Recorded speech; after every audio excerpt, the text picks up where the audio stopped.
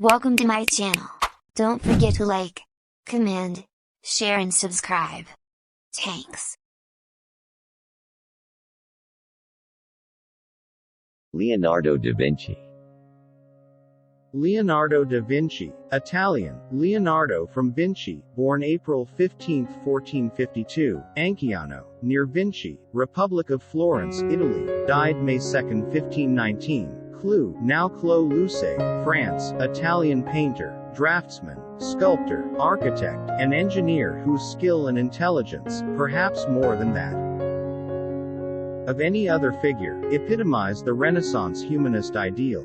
His Last Supper, 1495–98, and Mona Lisa, circa 1503–19, are among the most widely popular and influential paintings of the Renaissance.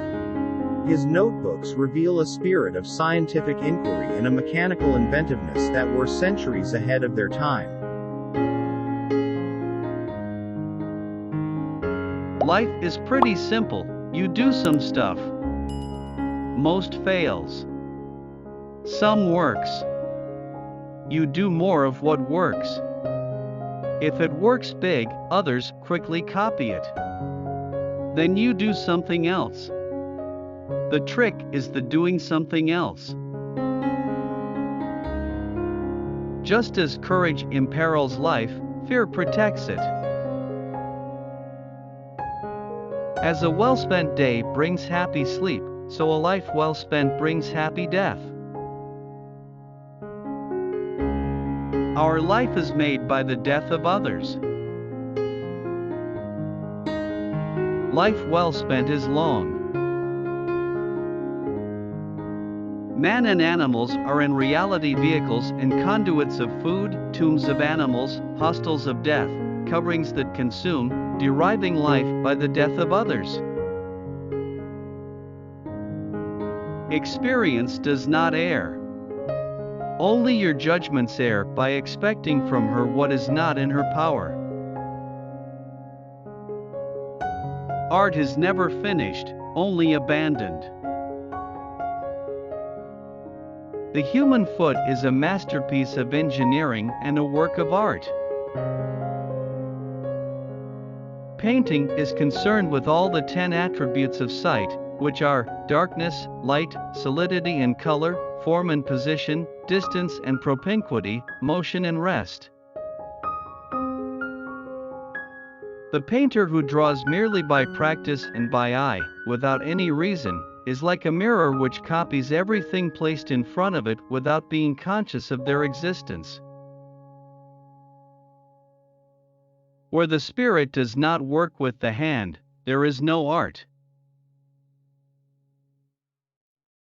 A beautiful body perishes, but a work of art dies not.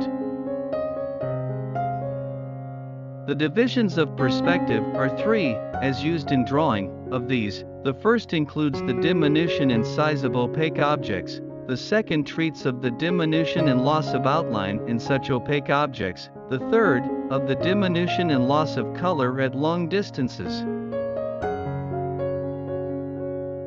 I have been impressed with the urgency of doing. Knowing is not enough, we must apply. Being willing is not enough, we must do. Where there is shouting, there is no true knowledge. He who loves practice without theory is like the sailor who boards ship without a rudder and compass and never knows where he may cast. The noblest pleasure is the joy of understanding. In order to arrive at knowledge of the motions of birds in the air, it is first necessary to acquire knowledge of the winds, which we will prove by the motions of water in itself, and this knowledge will be a step enabling us to arrive at the knowledge of beings that fly between the air and the wind. All our knowledge has its origins in our perceptions.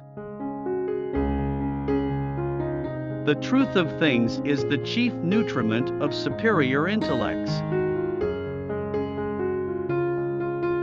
While I thought that I was learning how to live, I have been learning how to die.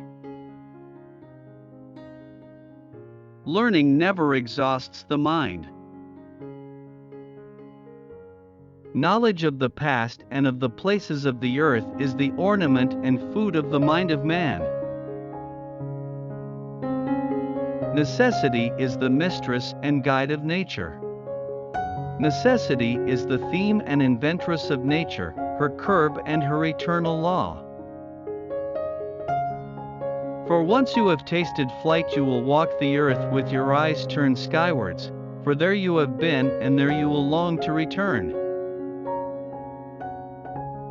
Although nature commences with reason and ends in experience, it is necessary for us to do the opposite, that is to commence with experience, and from this to proceed to investigate the reason.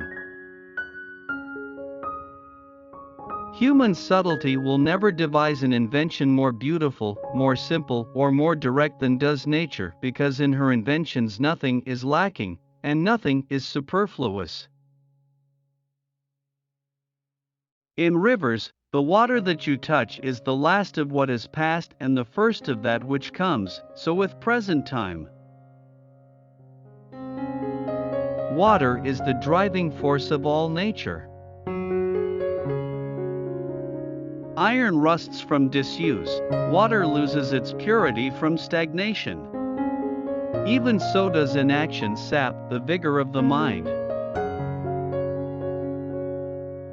The senses are of the earth, the reason stands apart from them in contemplation. Nature never breaks her own laws.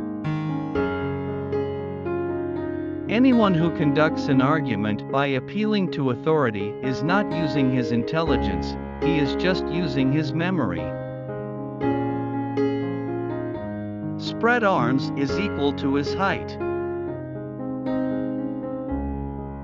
A well-spent day brings happy sleep. It's easier to resist at the beginning than at the end. As every divided kingdom falls, so every mind divided between many studies confounds and saps itself. There are four powers: memory and intellect, desire and covetousness. The two first are mental and the others sensual.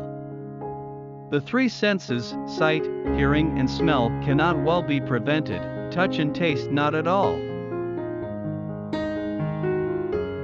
He who is fixed to a star does not change his mind. Tears come from the heart and not from the brain.